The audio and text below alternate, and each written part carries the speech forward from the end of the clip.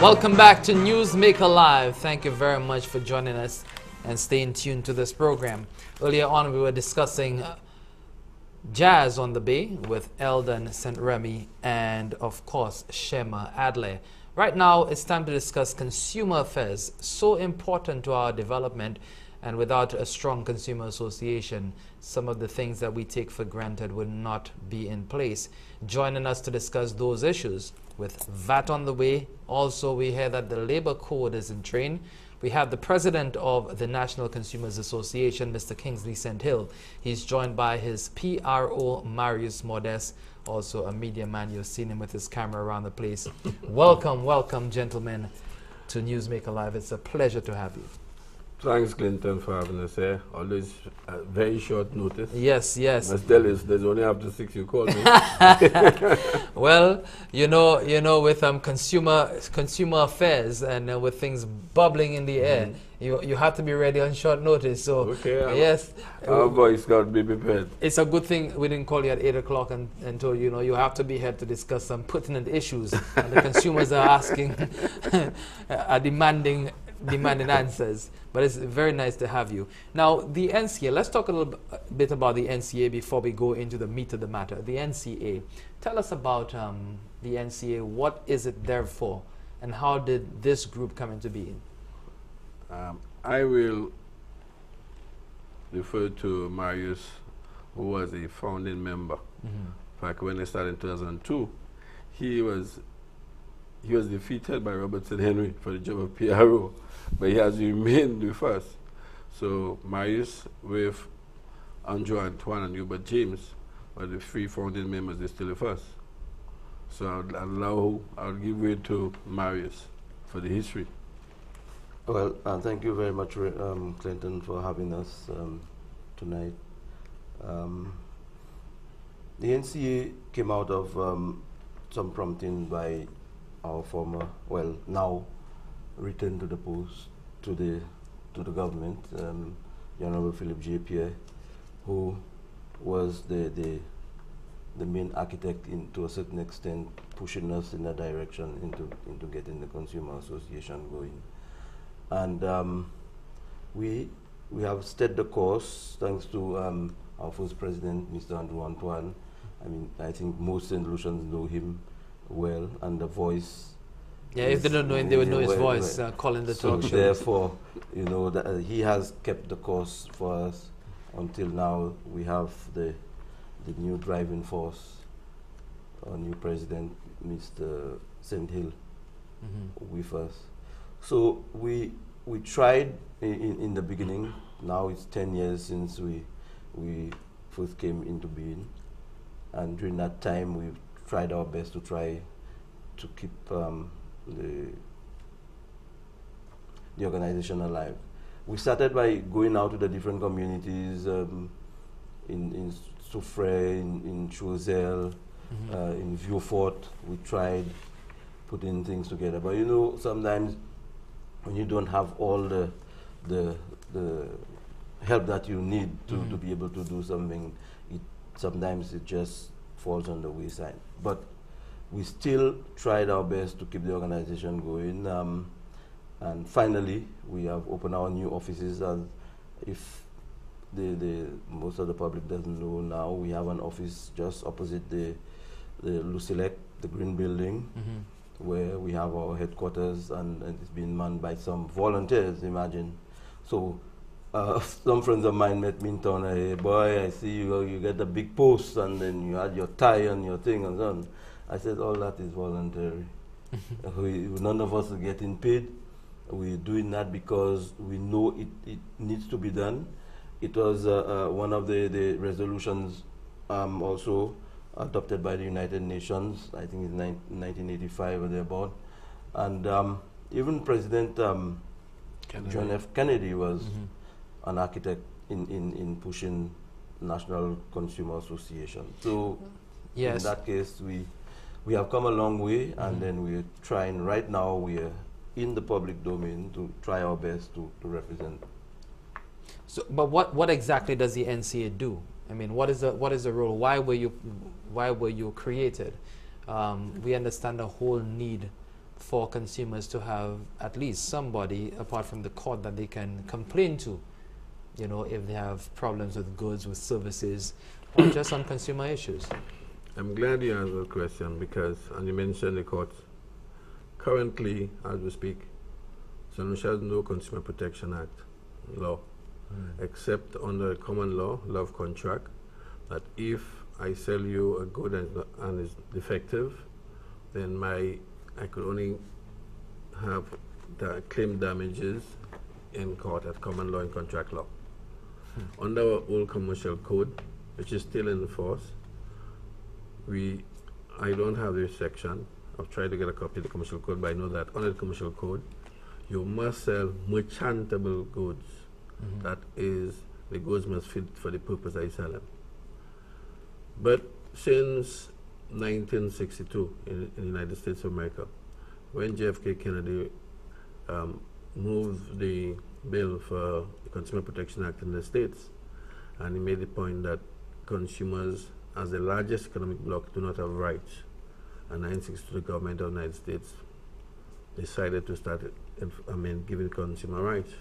If United Nations in 1985 passed Resolution 29348, where they mandated all member states to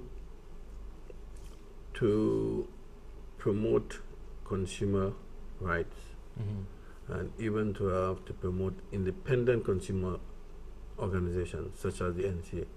The reason being is that you have the government, which is the pillar in our economy. Then you have providers of goods and services.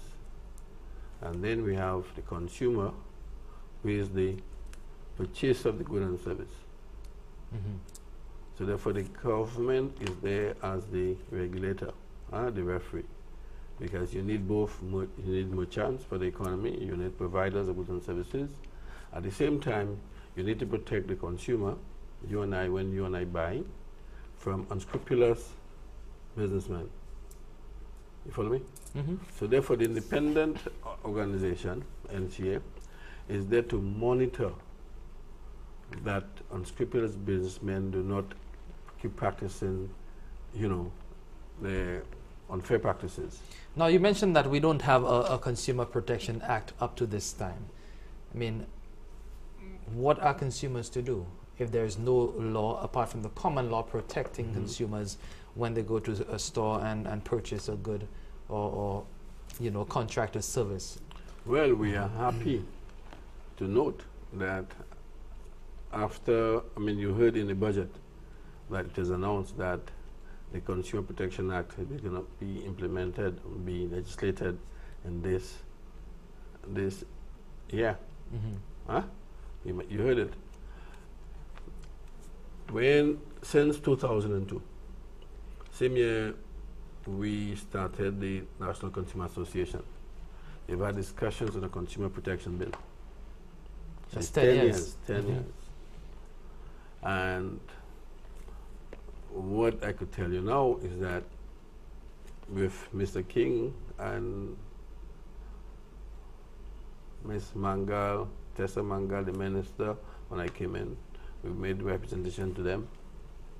And then we have M.I. Pollitt, Honorable M.I. Pollitt, right? And we said to them that we must see that, we want to see that is in place. What has the response been? What was the response of the last administration, and what response are you getting now with regard to? I must say to tell the public that we had a favorable response from both Ms. Mangal and Mr. King.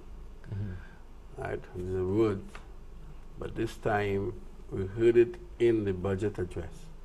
That this year, just like we have a labor code this year, we're going to have a Consumer Protection Act.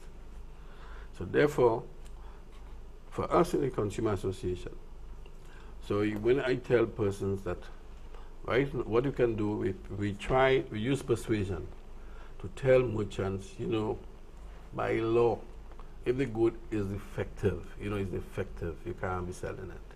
So we use persuasion. With the Consumer Protection Act, it will define the rights of consumers. This thing about no refunds. Right. You know, And that's fraud in something I work want is to, not something, you know, we have a break Yeah. coming up in a little while, Yeah. but that's something I want to go into detail. Yeah. You know, no refunds.